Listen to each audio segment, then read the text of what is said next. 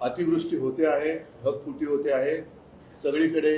आता हे माझे ग्रामीण भागातलेच आमदार आणि खासदार आहेत, पंचनामे सुरू झाले असतील, पंचनामे सुरू करणार, मग त्याच्यानंतर काही असेल ते मोजके काही पैसे त्या त्या शेतकऱ्यांना वाटून हे मोकळे होणार। शेतकऱ्याचं नुकसान झालेलं डोळ्यादेखत दिसतंय, तरी देखील तुम्ही पंचनामे केल्यानंतर त्याला पैसे देणार।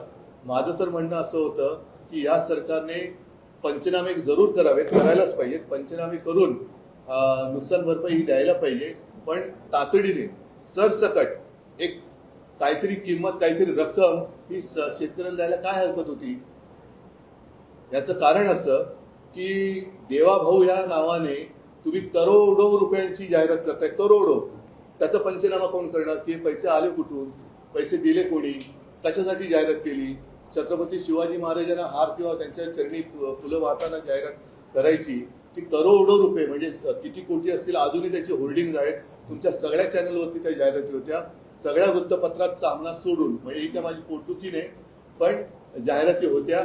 हे करोडो रुपये तुम्ही एका दिवसासाठी आणि एका माणसासाठी जर का उधळत असाल तर ते करोडो रुपये माझ्या शेतकऱ्यांना तुम्ही पहिल्या प्राथमिक मदत म्हणून दिली असती तर काय झालं असतं, काय बिघडलं असतं।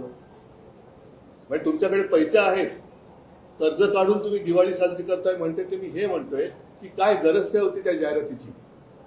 ही एवढी जाहिरात केली, परत सांगतो की करोडो रुपये तुम्ही स्वतःच्या जाहिरातीसाठी खर्च केलेत, तेच करोडो रुपये माझ्या शेतकऱ्याला एक प्राथमिक मदत की बाबा तुझं सगळंच आता उद्ध्वस्त झालंय, काहीतरी प्राथमिक गरज, मग तुझी जी काही रीतसर पंचनामा होऊन करून जी काही मदत असेल ती आम्ही करूच, पण ही पहिली तातडीची मदत, तातडीची म्हणा प्राथमिक मदत ही सरकारने द्यायला हवी होतीच।